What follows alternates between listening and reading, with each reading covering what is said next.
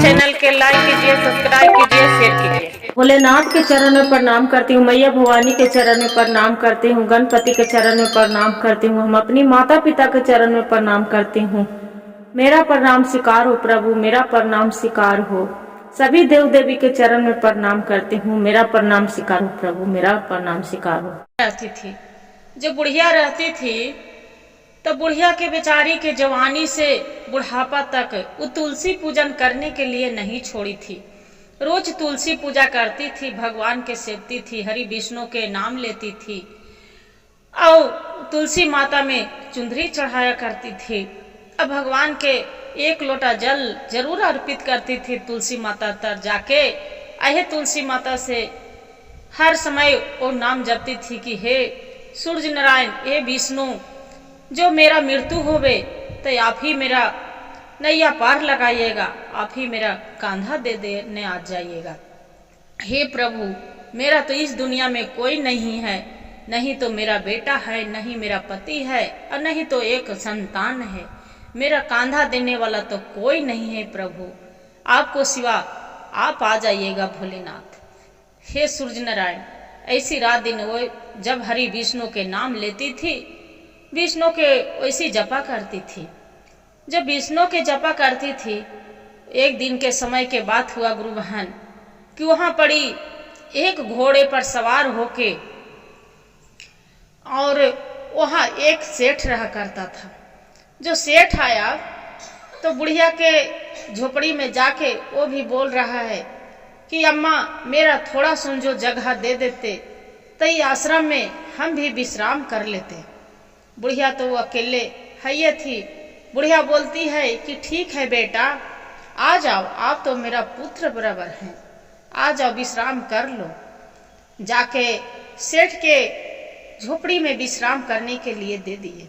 बुढ़िया के जो भी बना खाने के लिए दिए, बाकी खाने के लिए तो दे दिए गुरु बहन, बाकी जो सेठ था वो अनजानी में चाहे जो भी किया, खाना खाया और जो जूठा कट्ठा था वो पेड़ के तर जाके नीचे वही तुलसी जी तर जूठा डाल दिया। एक लोटा जल वही जब जो खाना खाए और जब वो पड़ी जाके डाल दे। एक दिन बुढ़िया देखती है तो बोलती है कि हे भगवान, ये तू क्या कर रहा है? ये तो तुलसी माता के पौधे है, रात दिन इसका हम जो बचपन से जवानी से बुढ़ापा तक इसका हम पूजा कर रहे हैं, सेवन कर रहे हैं, अब तू जूठा खाता है, इसी तुलसी के पौधे तर तू फेंक देता है, हाथ हचाता है। जे तू बहुत पापी है, जे तुम्हारा मरनों में जगह नहीं मिल सकता है। इतना जो बात सुनते हैं वो राजा रहता है सेठ, तो जाके बुढ़िया के चरण पर गिर जाती है कि अम्मा, मेरे से भूल हो गए, जो आप कहेंगे वो हम जरूर पूर्ण करेंगे। बुढ़िया अम्मा बोलती हैं कि बेटा, तू तो आपको बेटा मानी हूं, तू मेरा बेटा है, बाकी एक काम करो, आप भगवान से हरि से विष्णु से प्रार्थना करो कि हे हरि विष्णु, हे सूर्य नारायण, जो मेरा से गलती हुआ है, जो मेरा क्षमा कर दीजिए, जे आज के बाद ये गलती नहीं हुआ। इतना कह के तुलसी में तू लोटा लेके बढ़िया से जा साफ सफाई करके एक लोटा जल लेके तू तुलसी माता में जाके जल डालो। इतना कह के बुढ़िया के बात सुनकर वो सेठ था क्या किया, स्नान ध्यान करके अब बढ़िया से पूजा पाठ ने वहां पड़ी, नहाकर एक लोटा जल लेके जाके साफ सफाई अच्छा से किए और करके तुलसी माता से प्रार्थना कर रहा है कि हे तुलसी माता, जो मेरा से गलती हुआ है, हे विष्णु, मेरा क्षमा कर दीजिएगा। 1 महीना तक वहां जाके सेठ रहा है और रोज वैसी जाके तुलसी माता का सेवन कर रहा था। एक दिन भगवान भोलेनाथ के क्रोध आता है कि ये तुलसी के गाछ में जूठा डालता है, जे ये बहुत भ्रष्ट कर दिया था।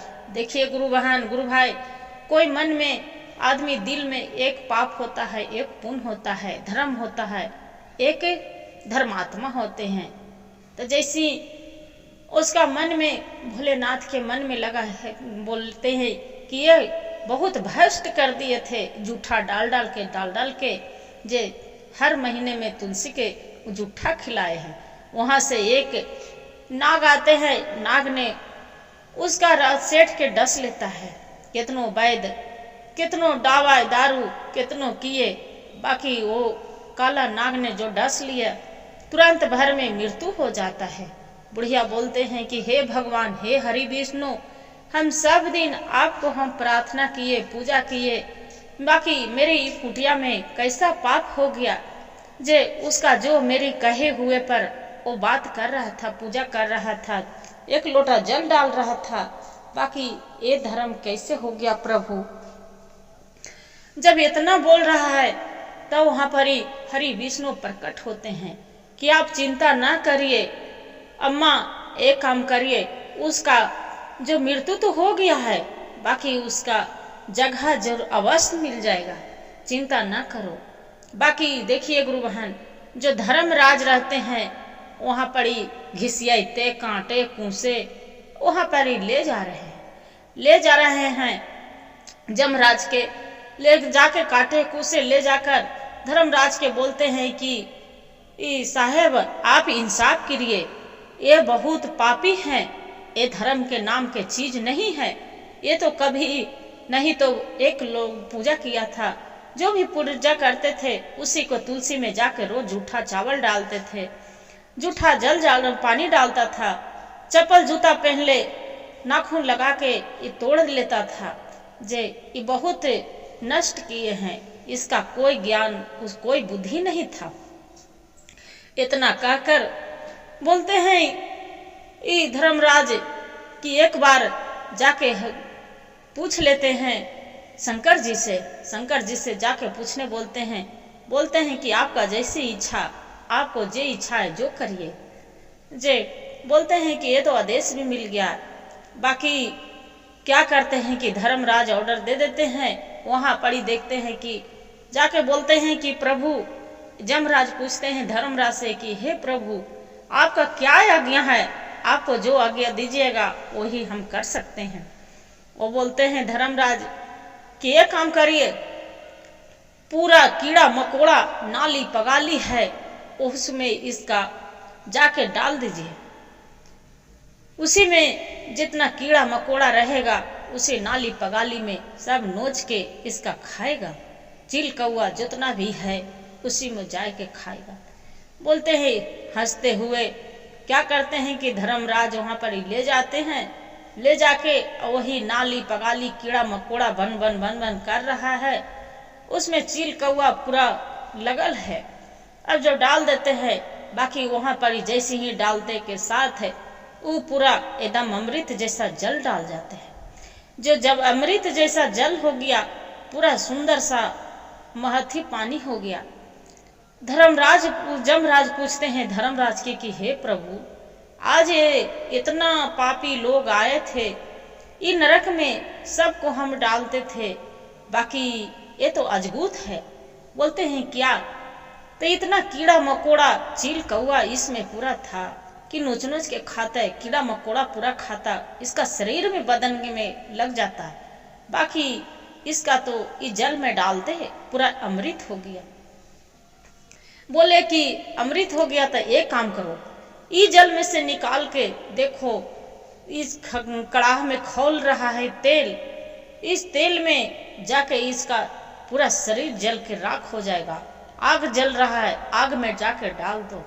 उसका निकाल के धर्मराज क्या करते हैं कि हंसते मुस्कुराते और जाके निकाल के और आग में से जाके कड़ाह में खोलते तेल में डाल देते हैं। आग में पूरा लहला लहला अग्नि जल रहा है, अग्नि में डाल देते हैं।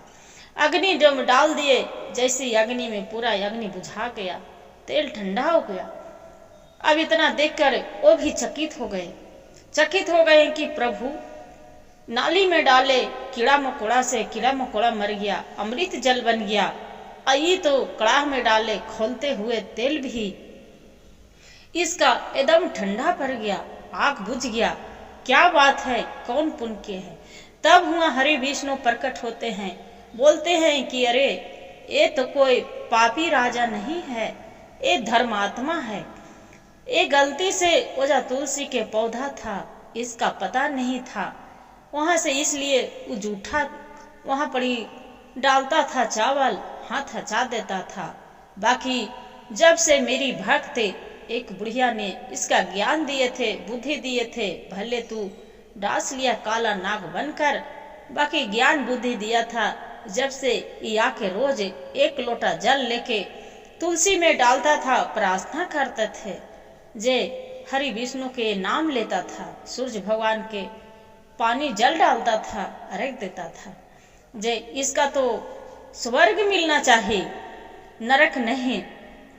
इतना कहकर कोई विष्णु हरि विष्णु अथी हो जाए, छपित हो जाते हैं। अब धर्मराज बोलते हैं कि अरे ये तो धर्मी निकले। भोलेनाथ भी जाते हैं, बोलते हैं कि हाँ ये तो सही बात है। एक कृष्ण वहां पड़ी रहते हैं, हरे कृष्ण भी रहते हैं, बोलते हैं कि ये तो सही बात है, इसका कोई पाप नहीं है धरती पर, बहुत ये पुण्य कमा लिया था, इसका पाप भी था धुल गया था। जखन ही सूर्य भगवान के जल अर्पित कर रहा था, ये तुलसी के पूजा कर रहा था, जल डाल रहा था एक लोटा, जखन ही इसका पाप धुल गया था, जे इसका कोई पाप नहीं है, इसका अथी मिलना चाहिए, स्वर्ग मिलना चाहिए।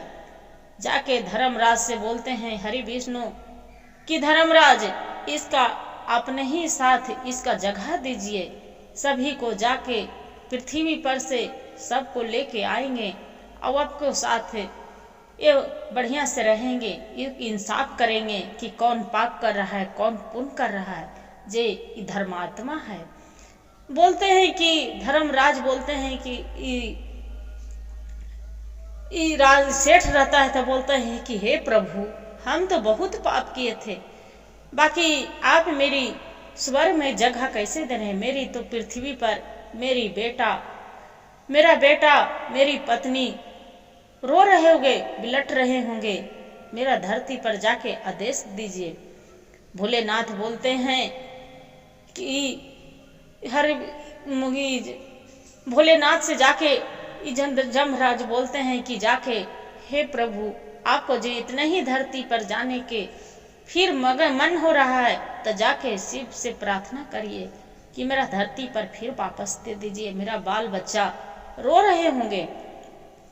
जाके गुरुवार जाके जो सेठ रहता है भगवान से प्रार्थना करते हैं कि भोलेनाथ से कि हे भोलेनाथ नजर उठा के आप देख लीजिए कि मेरा धरती पर मेरा पत्नी और बच्चे कितना बिलट बिलट के रो रहे हैं, मेरा धरती पर के आदेश दीजिए कि जाके वहां पड़ी हम जो भी पाप हम भी बचा होगा हम पुण्य में बदल सकते हैं।